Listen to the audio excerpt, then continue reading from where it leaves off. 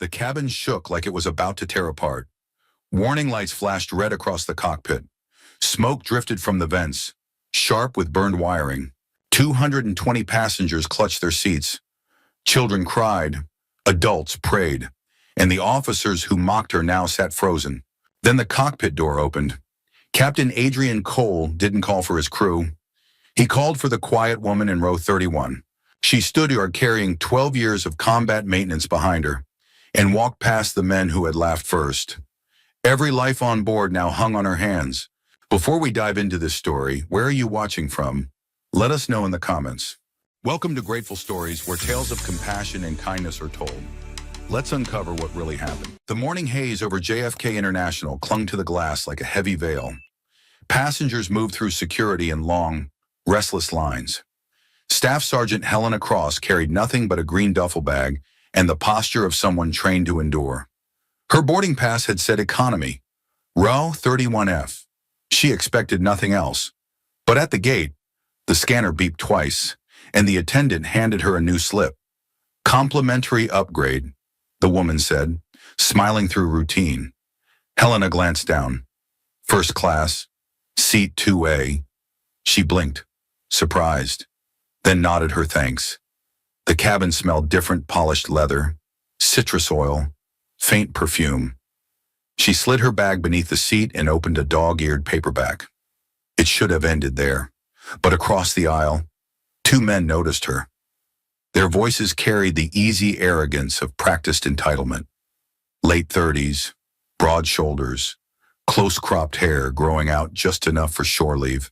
Navy, without question. Anchor tattoos flashed when they gestured, rings glinting under the cabin lights. "What's she doing up here?" one muttered. Glass in hand. Clerk, probably. Somebody's idea of diversity. His companion laughed, ice clinking. Helena kept reading, eyes steady on faded Latin text.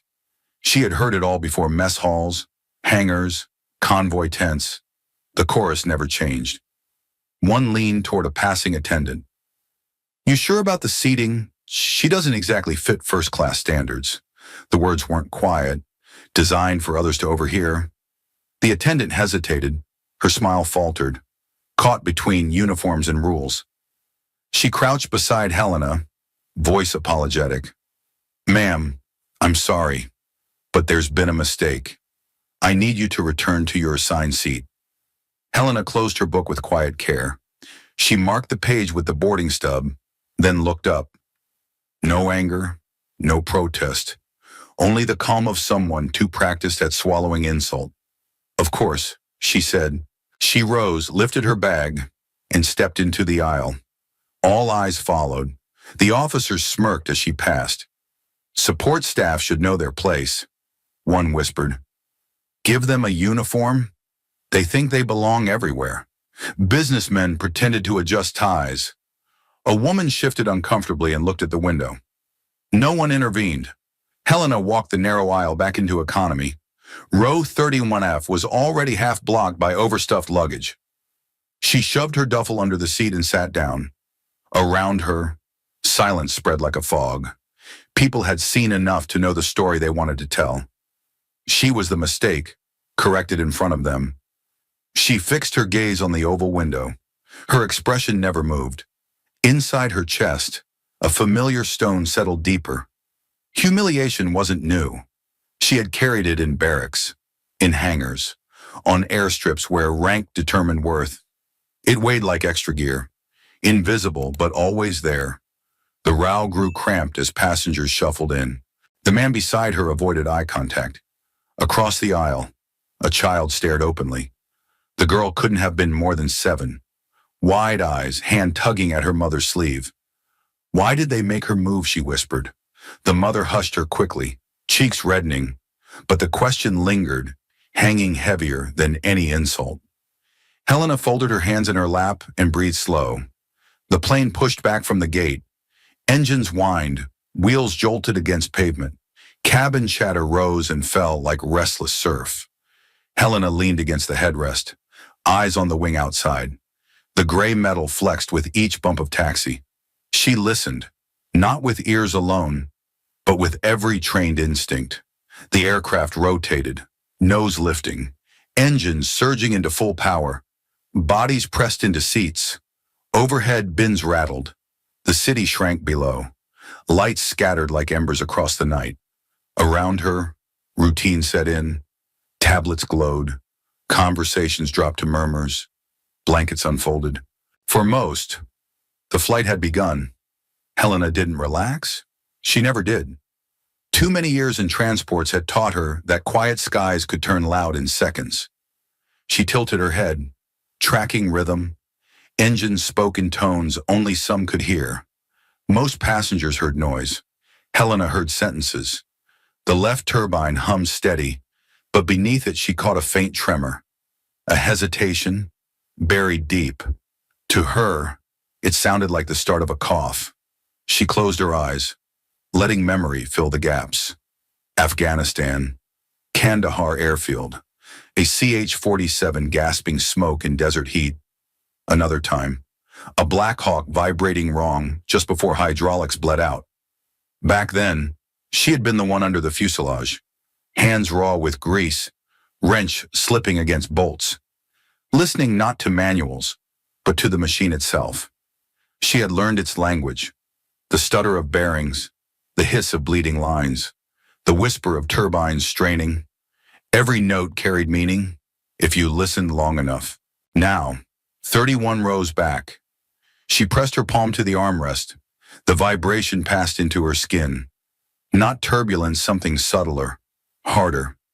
She looked at the cloud banks building beyond the wing. The engines pushed the Airbus higher, higher, until the Atlantic spread like ink. The machine whispered again.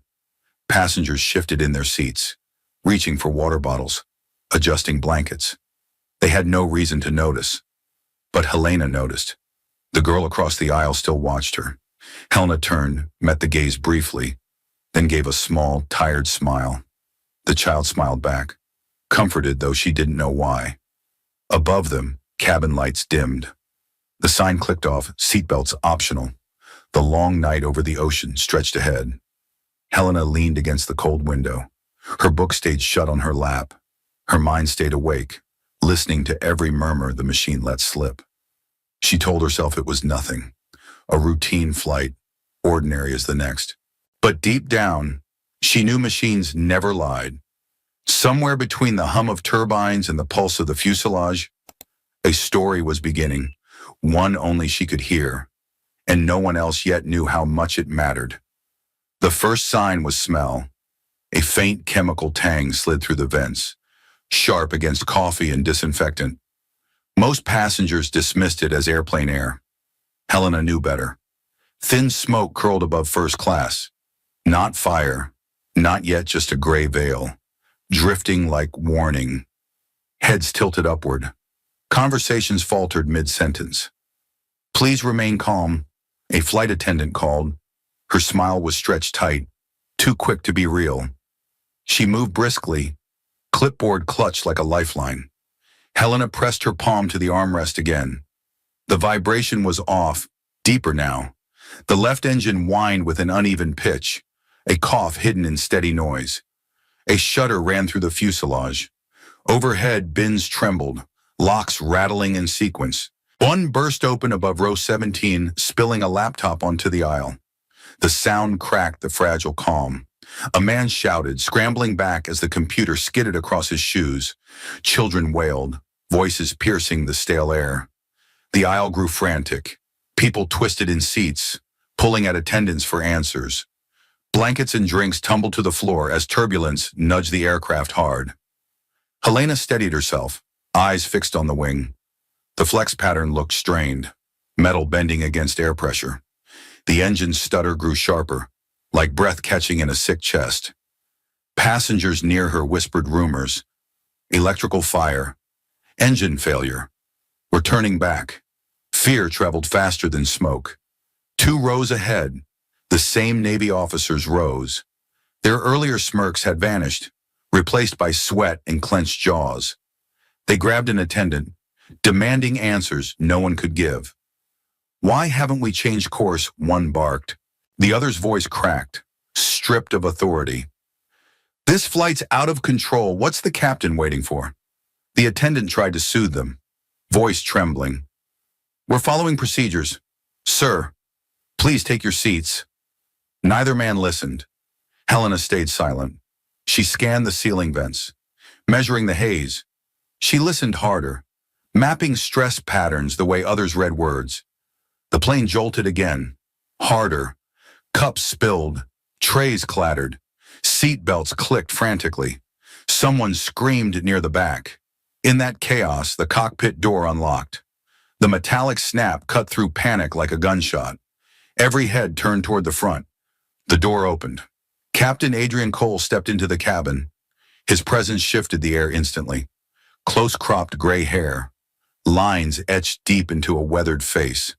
His uniform carried no decoration, but his bearing silenced the row. He scanned the passengers once. No wasted motion, no visible fear. Authority walked with him like a shadow. The Navy officers lunged first. This is unacceptable, one shouted. You need to explain what's happening right now. Cole didn't flinch.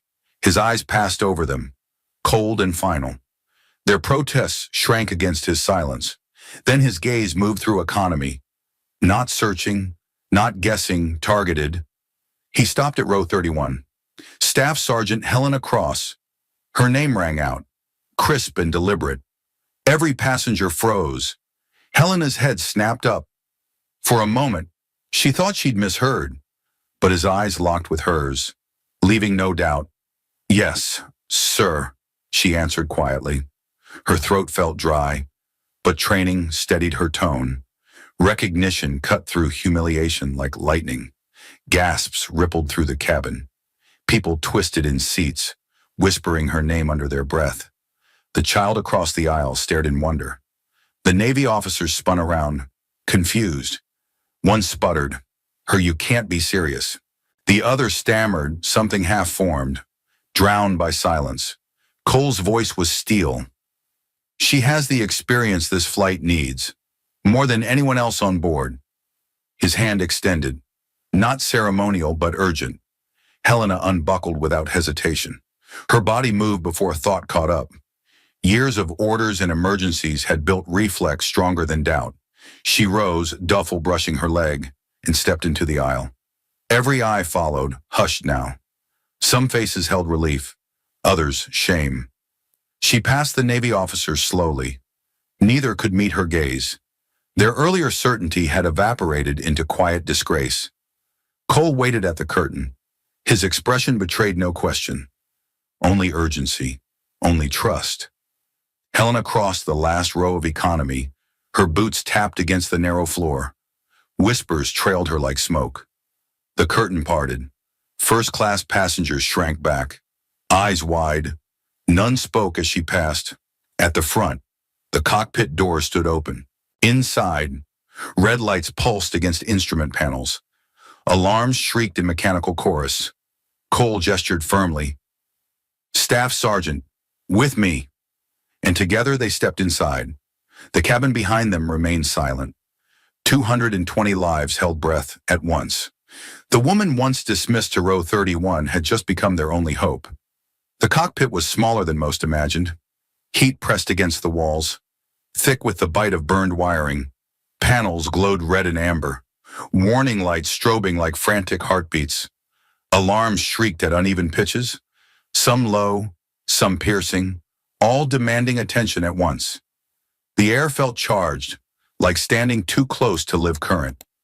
Captain Cole dropped into the left seat. Lieutenant Fowler gripped the controls, sweat shining under cabin light. Both men looked drained, fighting a machine unraveling under their hands.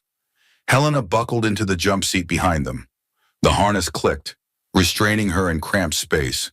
Her eyes swept the panels without hesitation. Temperature sensors are lying, she said quickly. Port engine reads thermal stress that isn't there. If you throttle back, you'll lose it entirely. Cole's head snapped toward her, then to the dials. He eased the throttle forward, cautious but steady.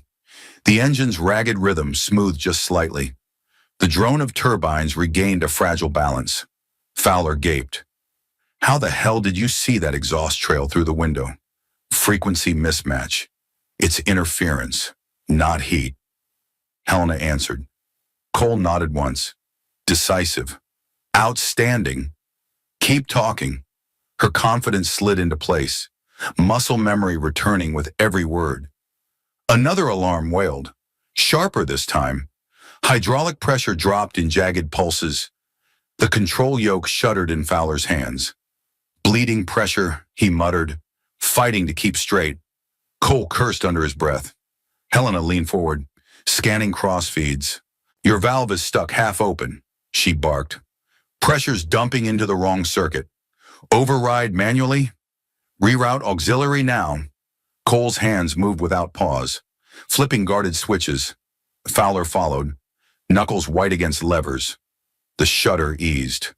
Rudder control smoothed into something usable. Cole shot her a glance. You've done this before. Her answer was calm, clipped.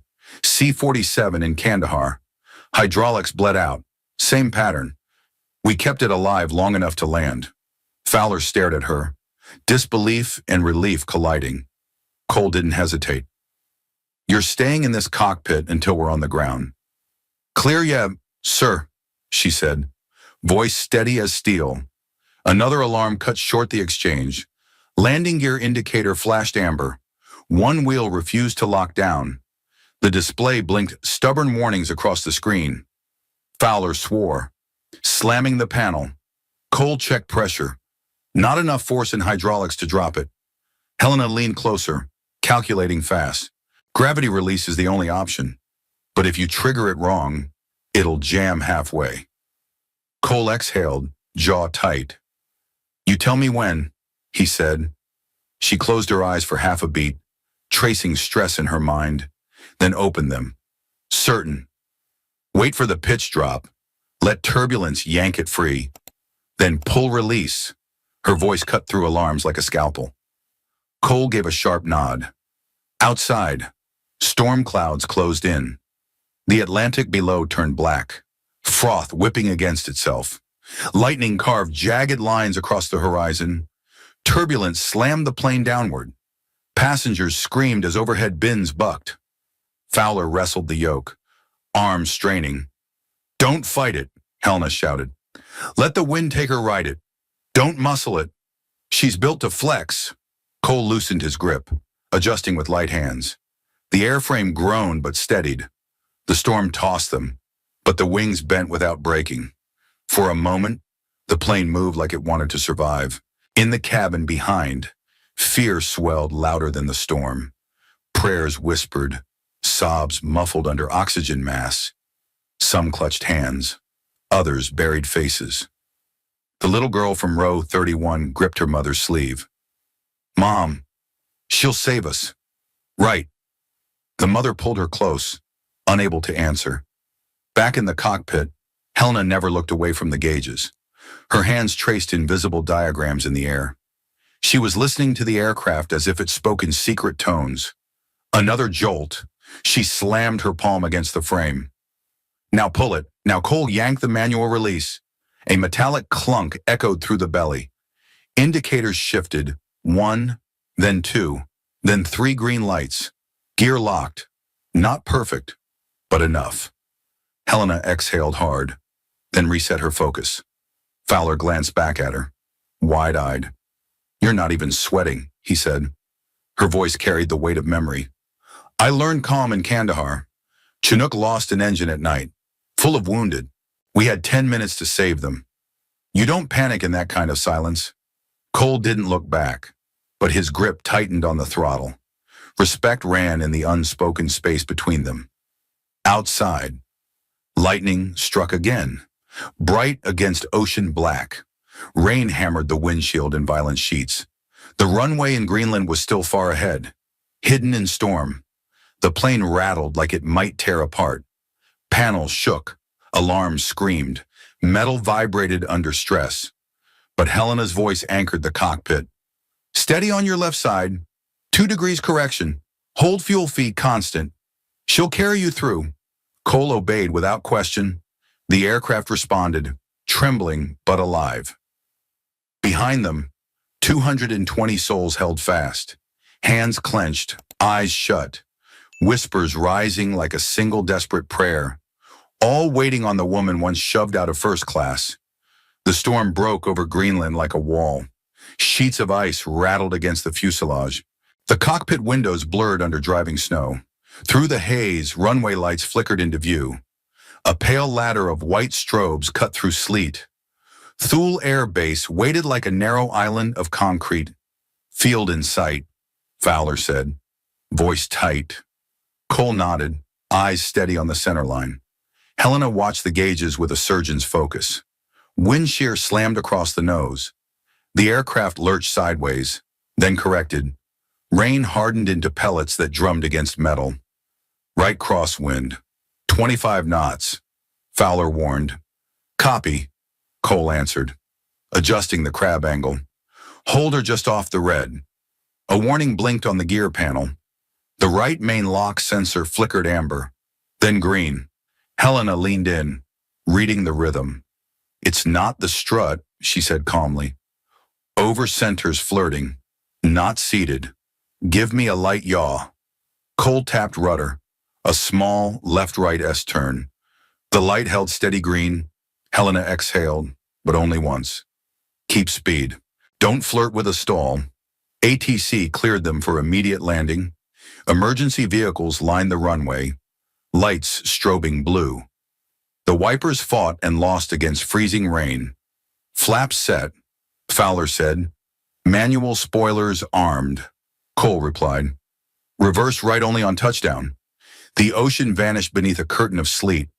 Then the runway rose fast, brutal and narrow. Helena braced, eyes on the rate of descent. 2 degrees less, she called. Let the wind carry, not crush. Cole eased off, hands feather light. The aircraft sank into ground effect. Snow streamed sideways, making the lights stutter. Every surface hissed with winter. Hold, Helena said softly. Hold. Now. Cole committed. The wheels hit hard. A single violent slam, like a gavel striking steel. The airframe bounced once, then bit down. Spoilers popped and held. Reverse roared, the right engine screaming against rain. Smoke curled off brakes in white coils. The plane wanted to crab. Crosswind shoved at the tail like a bully. Cole fought it with small, precise inputs. Easy, Helena murmured. Don't chase the gusts. Guide them. Fowler rode the rudder, jaw clenched. They barreled down the runway in a river of ice. Speed bled off in stubborn chunks. The gear rattled, then steadied. Passengers cried out as the cabin lurched. Seat rails groaned, overheads trembled, oxygen masks swayed. Someone laughed like a sob breaking free. 6,000 feet, Fowler announced. 5, 4. Cole eased out of reverse. Brakes took the last bite, hot and relentless. The storm screamed around them and then stopped moving. They were still. The only sound was rain ticking on metal. For one suspended second, no one breathed. Then the cabin erupted. Crying, laughter, palms colliding in ragged applause. Relief spilled like light into a locked room.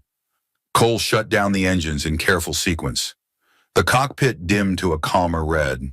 Helena loosened her harness and finally let her lungs fill. Fowler turned to her with wide, exhausted eyes. You just saved us. She shook her head once. The machine listened. The forward door cracked open to winter. Cold rushed in, clean and knife sharp. It smelled like snow, kerosene, and survival. Down the stairs, the runway glistened with sleet. Fire trucks idled, steam rising from their roofs. Medics waited under hoods, faces pinched white. Passengers began to file out.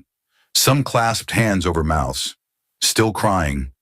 Some looked upward, as if the sky might nod back. 2 men stood near the bottom, soaked in silence. Their uniforms were darker with wet, their eyes down. The Navy officers did not speak. Helena followed Cole into the winter glare. Sleet soaked her jacket in seconds, heavy and cold. She could feel the rain find the seams and win. The plane behind them steamed like a living thing. Streaks of melted ice ran along the skin. Its lights blinked, tired but defiant. Cole stopped by the nose gear. He faced her, posture square, expression clean of drama. Then he raised his hand in a crisp salute. The ramp, the crews, the passengers, everything went silent. A single note of respect cut through the weather. It hung there, bright as a bell in snow. Helena returned the salute, precise and spare. No flourish, no extra breath. Just a line of honor drawn through the storm. The two officers finally looked up. Shame colored their faces, a muted red under sleet. One gave a small, broken nod. Helena did not hold their gaze. Apologies were not a currency she needed. The landing had paid every debt. Firelight flickered across the belly of the plane. One truck eased forward, washing the wheel hubs. Steam roared, then thinned. A medic approached with a silver blanket. Helena waved it off with a quiet thank you. She preferred the honest weight of wet canvas. She slung her duffel over one shoulder. Water poured from the strap in a thin, steady line. It felt like a tether back to the machine she had kept alive. Passengers flowed past, hushed in a new way. Not afraid, now attentive. The little girl from row 31 clutched her mother's hand and stared. Helena gave the child a small nod. The girl smiled through chattering teeth.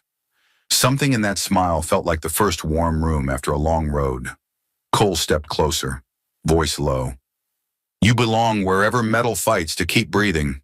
Helena met his eyes and let the truth stand.